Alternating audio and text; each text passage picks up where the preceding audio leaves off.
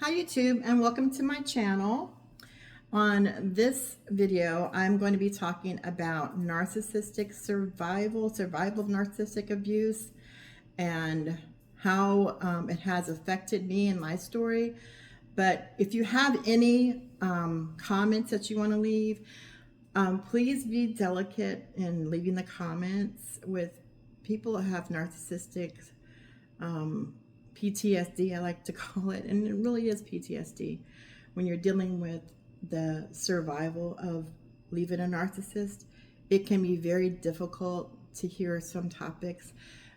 It can be very difficult for some people to make critiques of what's going on with you.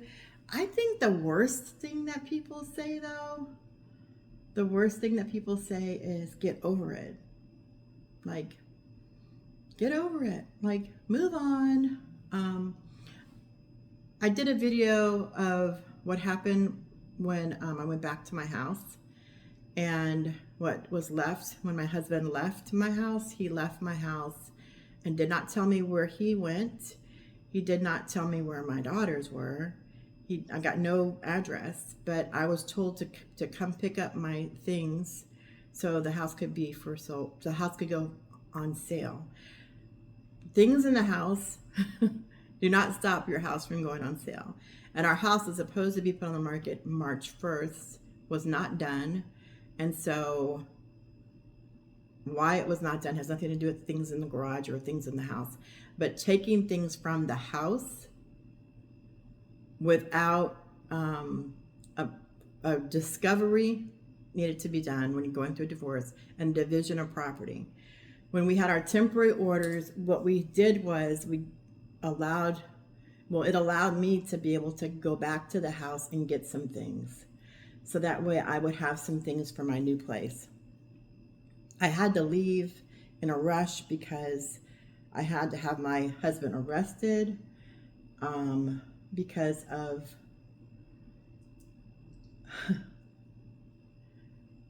I don't really want to get into the details of it because he's still denying it, but that again is the reason he got arrested.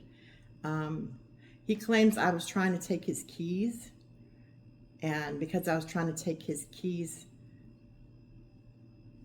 it got physical, basically. And the police officer told me the reason why he was arrested was because we're married and everything in the house is half mine. So he said if my wife wanted to take the keys, I would hand her the keys and have her leave. You can't tell her she's taking my keys because there is no mine. There's no my car. There's no my keys. None of that. So that was the reason why I left, because after you have someone arrested, to stay in the house would be unsafe for me. I don't believe that he would happily come back from jail and treat me with any kind of respect at all.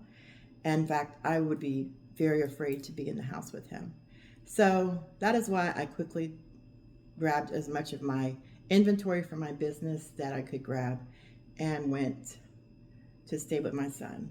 But I never went back to my house until when I went back to my house and saw that he had taken everything, and he had moved and taken my daughters and did not give me an address of where my daughters were.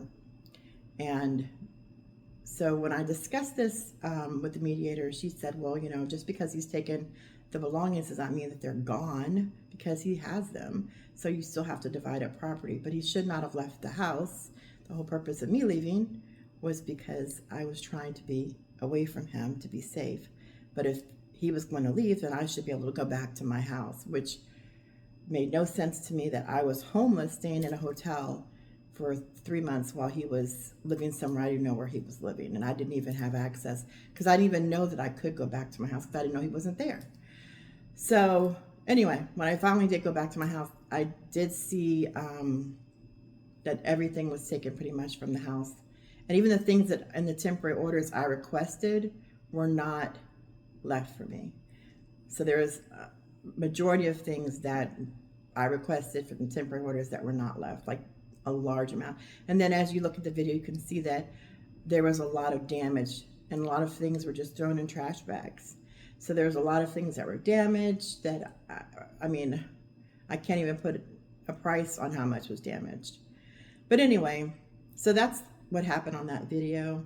And I just want to say that what happens with a narcissist is they're never going to say, I did something wrong. Like, that is the actual, like, real defining thing about a narcissist is they're not going to take responsibility for it, and they're not going to apologize. And also, with that denial comes them feeling like they are the victim. And so I never wanted to leave my house. I never wanted to leave my daughters. But if I felt unsafe, I needed to be in a safe place. So that is why I left. But looking at that video is very hard for me because I would have never left my children, and I would have never left my Christmas decorations. I mean, things that really matter. So when people say just let it go, it's not about the furniture, which, yeah, I would have liked to have had.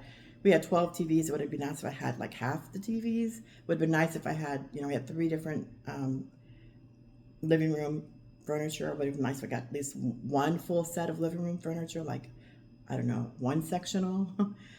And it would have been nice if I would have been able to take down my bed that was left there, because it was actually my son was giving us some furniture to hold for him while he he basically had some leftover furniture that we were keeping for him. So, like, those are different things that I wish that I had been able to get. But the things I got from the house are kind of like scraps. And it's not about the things, it's more about, like, there's certain memories, certain things that I would have liked to pick out and say, I want to have this. Some of my china, some of my pots and pans, that I cooked with. I love to cook. So those are just things that I didn't get. Some people say, those are just things. Yeah, they are things, but I have memories of making paninis with my daughters, and I got an always pan, which I love, and just different things that I didn't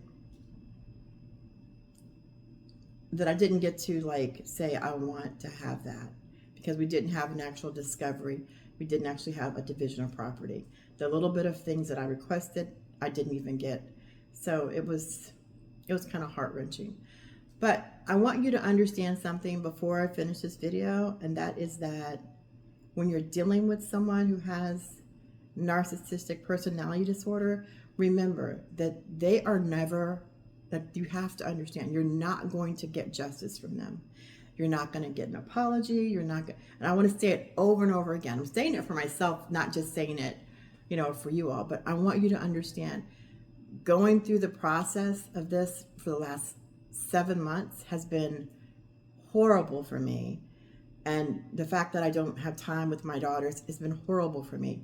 But what has played out has proven the point. Everything that Dr. Romney, I'm going to pull her book out again, It's Not You. Everything that she says in this book is exactly what I've had experience. And, it's kind of like, why don't they write another playbook? Because everything that is happening as it has happened to thousands of other people. So it's not just something that's happened to me. I'm not special in any way. This is just the nature of the beast of the narcissist. So I wanted to just say, if you watch that video, it's gotten a lot of views so far because it is my empty house with a lot of trash that was in the garage and some of my Poshmark inventory. And if you ever go to my Poshmark, it's GIGI Alive. If you want to look me up on Poshmark, you can see my Poshmark store.